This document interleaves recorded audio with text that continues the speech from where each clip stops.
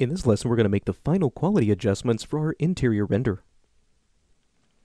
Okay, so based on where we left off in our previous lesson, I've gone ahead and continued with the material application, so I finished up the rest of this room. So if you'd like to open up the lesson file for this particular video, you can open this right up and follow along from this point. So looking at our render, you can see that we're pretty much done with the hard part as far as the lighting and materials. Really, the only thing that's left is to just enable a few extra quality settings, and we're pretty much done. So looking at this, you can start to see where we maybe run into a few issues. For example, we have areas like this pillow that are over on this couch. If you look, you'll notice that there's really not very good contact shadows here. It just sort of look like this pillow is floating. Also, where we have these cushions that sort of meet, again, not very good contact shadows that we have in these areas.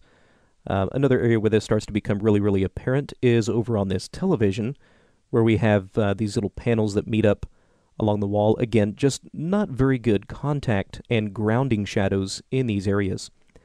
Now, we can fix this pretty easily by just turning on and increasing our final gather sampling. The problem is, though, that these features are really going to start to slow down our renders. So that's why I've intentionally waited until I'm almost done with my image to start really bumping up these quality settings. So if we take a look inside the render setup, if we jump over into the indirect illumination tab, we can start by bumping up our final gather settings. Now, if you take a look down toward the bottom of your render settings, we do have our final gather precision, and we can start to dial this up and use some of the presets that are available in Max. Now, as a matter of personal preference, I really don't like to use these presets. I start to find that by going in here and customizing some of your settings, you can get actually a better mix of quality and speed than what you're going to get with some of these presets. So for example, our default mode is set to draft for our final gather precision. So if we go back into our render setup, you can see we have final gather point density of about 0.1, 50 final gather rays, interpolated over 30 points. Now, again, that's very basic settings. Now, if we start to go up to something like a medium, you can start to see where our quality settings start to change automatically for us. So, again, rather than rely on this precision, I'm going to come in here and actually make my own settings. So, I find that a final gather point density of something like 1 tends to work really well. That'll make sure that we have enough of these final gather points to start to capture a lot of these really fine, nice little details. Also, for the number of final gather rays, I like to usually set this to something like 100. I usually find that that gives us a pretty good mix of having enough of these final gather rays shooting out to get some really good information returned, but not so much that we're just wasting a lot of unnecessary render time. I will go ahead and turn off this final gather point interpolation down here toward the bottom, and I'll set the number of final gather rays to interpolate to something like 10. So 1, 100, and 10. For your final quality output, you may want to bump these values up a little bit more, but for a great mix of quality and speed, I find this to be a great batch of settings to use. So let's come in, and I'm going to draw out a region, just so we maybe have something to compare to. So let me move my region maybe over to a portion of this television and re-render.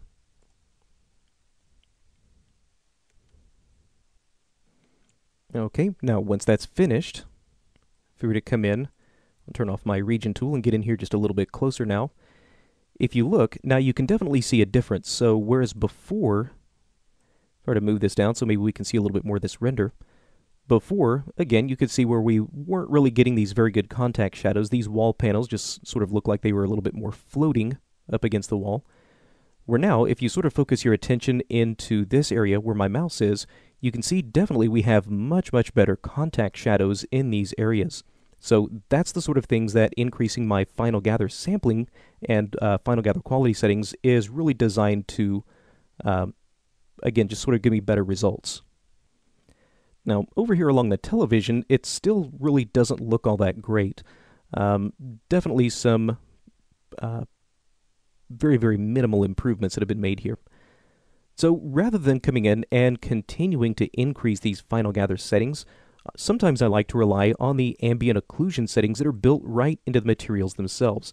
And that's another reason that I really like to use these architectural materials that I've been using, because they actually have built-in ambient occlusion. So if I tap the M key on my keyboard, and in my material editor, let's just go to Get All Scene Materials. There we are. And now I can just simply go down my material list here. And with these architectural materials, if you take a look inside the special effects rollout, we have ambient occlusion. Now, as far as the overall distance that you want your ambient occlusion to reach, that's really entirely up to you. The look of your scene scale, that really is going to determine what you want to use. In my case, I'm going to use about 15 centimeters.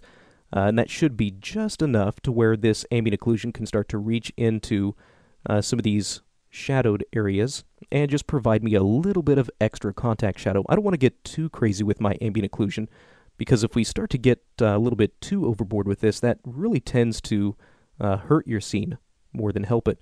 We've probably seen renders where the ambient occlusion is maybe used a little bit too extensively, and it's very, very obvious that it's a CG render. So we want to really try to focus on subtlety. So I'm going to go in and just turn on my ambient occlusion. I already have all of these set to about 15 centimeters for my sample distance, or my max distance. So just go through here. And I'll pause this for just a moment while I finish making my adjustments. Okay, so now I have ambient occlusion that has been turned on all of my materials. So now if I go back to my rendered frame window, go back to my region, and I'll pull this region down a little bit further. There we are, just so we have something to compare to. And now, let me just re-render this little piece. Alright, and now if we get in here a little bit tighter, just move that over so we can see that. Now you can really start to see where this ambient occlusion starts to help out. So whereas before, where we had just the final gather settings up here, kind of in this area, again, you can see it does help a little bit, but compare that to what we've now done with the ambient occlusion added on. You can see it does a much, much nicer job of just grounding this element sort of in these shadowed areas. You can see even in this area of the television, it's done a much, much better job of sort of anchoring that against the wall as far as the shadows are concerned. Now, even if you look in these areas where we have these little pieces of the cabinet here that sort of connect together, where we have the top, the base, and sort of these little drawers here, you can see even with the ambient occlusion, we've added just a little bit of extra shadowing and a little bit of extra detail into these areas. And that's detail that was just not quite there before. So if you use this ambient occlusion in a subtle way, it can make a tremendous impact as far as your render is concerned with the realism and things like that. So to compare that, now if I were to go back and re-render this little piece of the couch with these new settings enabled, I'll come in and try to render this in a way to where we can still sort of see what we had before. So let me re-render this little piece. There we are. And you can see, again, just much, much better grounding of these elements. So this area of the pillow doesn't look like it's really floating anymore. These contact shadows have now really grounded this onto the surface of the pillow. And you can see this area where we have now the occlusion as well as increased final gather quality. It's done now a much, much better job of adding some of these little shadows in these little separation pieces between the cushions, where before that almost completely disappeared. And we should start to see these sorts of quality improvements all over our entire scene. And again, while it is really, really tempting to try to turn these features on and start to get some very pretty renders early on, the sacrifice you're going to start to make in your render times is just not really worth it. So just remember, you can always come back and fix these little floating and grounding issues at a later point. But for the sake of speed, it's really going to be best for you to leave those settings off until pretty much the last minute or the last step in your lighting process. Now, at this point, we're pretty much ready to output our final image. So if we were to go back into our render setup, let's go back into our render setup over here. There we are. And let's go into our Common tab.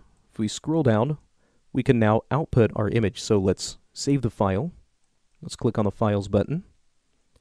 And this is going to output this really wherever we want. I'm going to save this out as an HDR format. So hit Save. Again, if you recall from one of our earlier lessons, this starts to relate back to what we had set up in our gamma and LUT setup. So for our output gamma, again, with this set to 1, that's going to be useful if you're going to output some kind of an HDR or an EXR format render. If you wanted to output a JPEG or a bitmap, Targa, something like that, then you would probably want to set your output to 2.2. But again, in my case, with this being the type of format that I want to output, we'll leave this set to 1. So now, if we go back to my render frame, make sure that this is set to render out the entire view. At this point, now I can render out. Now, one last thing I may want to do before we actually output this is, if you'll notice, we do have some noise and some artifacts that are happening a little bit higher up here. Now, this is probably related to my shadows and shadow artifacts.